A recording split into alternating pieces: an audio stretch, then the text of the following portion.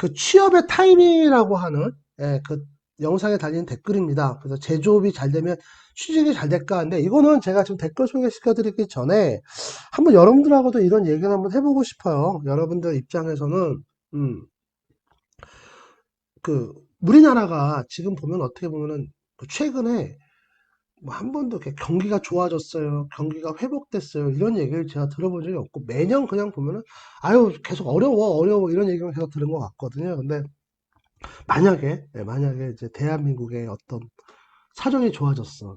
그리고 뭐 외부 상황이 좋아져가지고 막 제조업이 이렇게 막 착 치고 올라가는 이제 그런 상황이 됐다라고 했을 때 우리 이 기계 엔지니어들의 어떤 입지나 이런 것들은 좀 좋아지겠죠. 근데 이제 그렇다고 해서 취업이 잘 될까?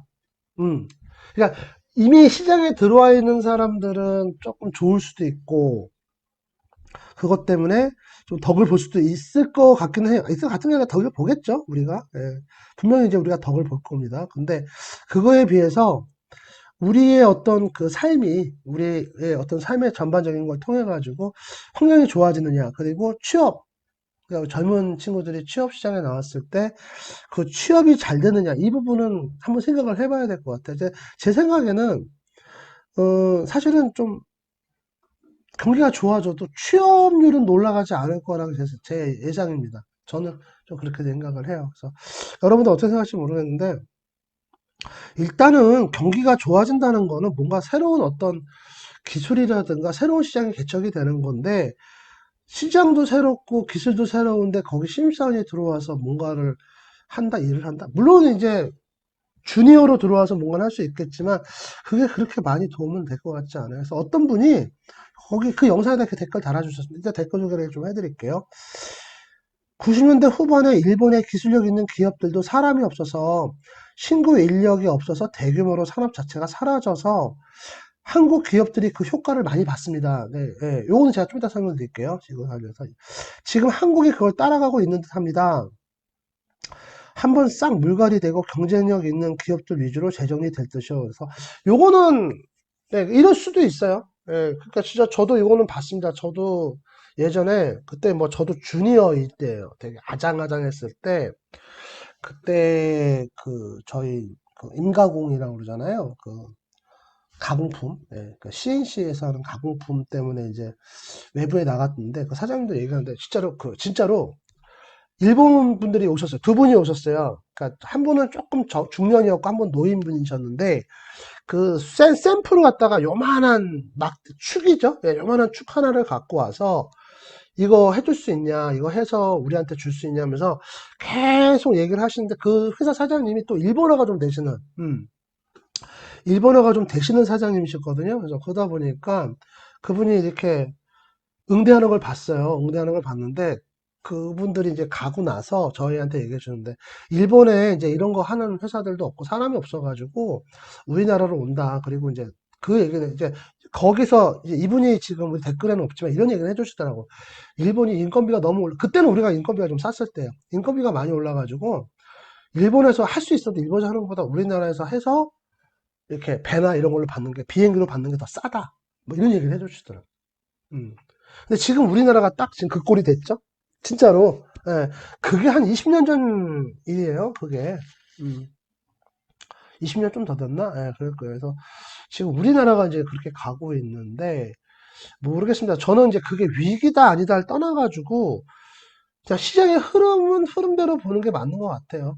예, 그게 무슨 얘기냐면은, 굳이 우리나라에서 젊은 그러니까 사람이 유입이 안 되고, 그 다음에 그것 때문에 뭐 시장이 형성이 안 되고 사업이 오므라들고 시장이 오므라들고 이런다 그러면 뭐 이유가 있겠지. 음. 또 인가공 업체나 그렇게 또 축소되는 업체들 입장에서는 더 주고 싶어도 못 주니까 뭐 그렇게 되는 거 아니겠어요? 예. 시장이 그만큼 작으니까. 그래서 그렇게 하는데 뭐 어쨌든 좀 아쉽기는 합니다. 대표적으로 제가 좀 아쉬운 그 우리나라 산업 분야가 주조 있잖아요. 주조. 그래서 여러분들 그 제가 여담이긴 한데 우리 주조 기술 같은 경우에는 저는 제가 봤을 때 상당히 고급 기술이라고 생각을 하거든요. 왜 그러냐면은 이제 컴퓨터 가공 있잖아요. 그 뭐 CNC나 NC 이용해가지고 하는 가공 기법들은 사실상 그 가공 정도라든가 정밀도가 그, 그 기계를 따라가요. 그렇죠? 예, 그러니까 작업자가 할 수 있는 부분도 있고 작업자의 어떤 숙련도에 따라서 가공품이 좀 빨리 나오고 더 디테일하게 나오고 이런 것도 있지만 사실상 큰 성능은 그 공작 기계가 얼마나 똘똘하냐, 얘가 얼마나 잘 하느냐 이제 거기에 의해서 결정이 나거든요. 근데 일단 이 주조 기술 같은 경우는 장비가 그렇게 디테일한 장비가 없어요. 예. 물론 이제 금형이 이제 좀 더 디테일하게 나오긴 하는데 그 쇳물을 만들어서 틀에 부어서 얘가 이제 굳어서 나온 게 우리가 보통 주물 이렇게 얘기하잖아요. 그 제품을 주물이라 얘기하는데 이 제품이 만들어져서 나올 때까지 우리가 컨트롤할 수 있는 게 거의 없어요.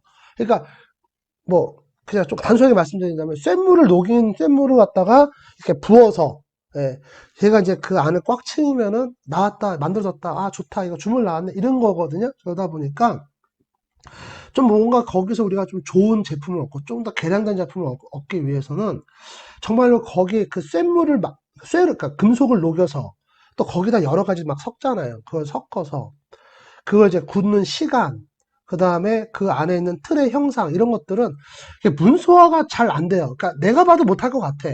진짜로. 몇 도씨까지 올리고, 온도를, 그 다음에 얘를 굳히는데 빨리 굳히느냐, 천천히 굳히느냐, 아니면은 빨리 굳히다가 어느 시점에 좀 천천히 갔다가 다시 빨리, 뭐, 요런 기술들은 정말로 그 이미 했던 사람들, 그리고 해보신 분들이 아니면 이게 전수가 안 돼요. 음. 그러다 보니까 상당히 저는 이제 주조가 좋은 기술이라 생각을 하는데 아쉬운 거는 이 주조 기술이 사실 우리나라에선 지금 사양 산업을 떠나서 이제 보호해야 되는 산업이 됐습니다. 그걸 제가 어디서 그걸 느끼냐면은 여러분들 혹시 들어보셨는지 모르겠는데 우리나라 그 뿌리 산업, 그러니까 국가 기관 산업이 아니라 뿌리 산업 지원 정책이라고 하는 정책이 있어요. 네, 이제 그 정책이 있는데 거기에 이제 우리나라에서 이제 좀 국가에서 산업진흥 차원에서 이렇게 보호를 해야 되는 산업이 분류된 게 몇 개인데 그중 하나가 주조예요. 네, 주조 산업. 그래서 그쪽이 좀 이렇게 사양되는데 유럽 같은 경우는 이 주조 산업이 굉장히 좀 고급 산업에 들어갑니다. 그게 좀 아쉽더라고요, 제가. 그리고 제가 이제 웬만하면은 우리나라는 좀 기술자들한테 좋은 나라 아니에요. 뭐 이런 얘기 잘 안 하려고 하거든요. 그러니까 나는 아예 기계공학을 하지 마 이렇게 얘기를 하지.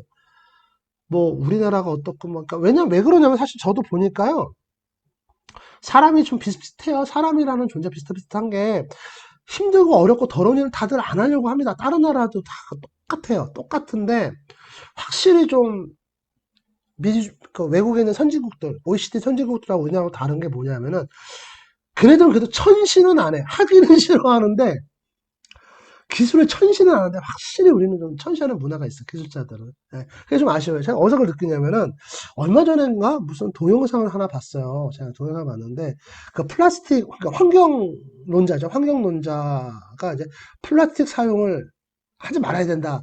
이러면서 이제 미국의 그 상원에서 이렇게 막 발언을 한 거지. 발언을 하고 그러니까 정부에다 대정부 질문한 겁니다. 환경단체에 있는 사람이 대표적으로 이제 그 대정부 질문을 했고 거기 상원의원이 앉아 있는데 그 상원의원이 아니 무슨 소리냐 당신 쓰고 있는 안경도 플라스틱이고 당신 텀블러 있는 뚜껑도 플라스틱이고 어 당신 쓰는 그럼 플라스틱 말고 뭘 쓸 건데 이렇게 하니까 이제 그 환경론자가 이제 이거 뭐지 막 이러면서 그런 영상이 있어요. 나중에 여러분 혹시 재미가 그 좀 관심 있으시면 보시면 되는데 그 영상 보는데 그 상원의원, 그러니까 그 환경론자랑 그 이야기를 했던 상원의원이 그 배관공 출신이더라고요, 보니까. 예, 그러니까 우리나라 같으면은 사실상 어떤 그런 기술자가 정치에 입문한다는 건 거의 판타지잖아요.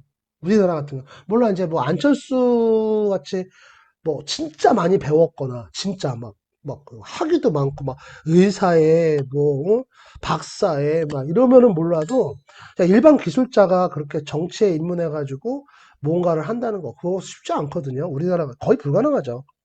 거의 불가능합니다. 그래서 그거 보니까 조금 부럽더라고요. 나도 그래서 야 우리나라도 좀 진짜 뭐 배관공 아니라 뭐 진짜 뭐 우리나라도 기술자들 많이 계시잖아요. 뭐 하다못해 뭐 자동차 정비회사 사장님 출신 뭐 국회의원 멋있을 것 같은데 아니면은 뭐 그 전기회사 뭐 저기 그 회사 사장님, 뭐 이런 분들이 하시면 좋을 것 같은데, 참, 우리나라는 그게 참 거의 그게 좀 안타깝긴 하다. 아니, 무슨 얘기가 되게 나왔지? 아, 갑자기 생각이 안 나네. 하여튼, 좀 그게 좀 부럽더라고요. 예, 그래서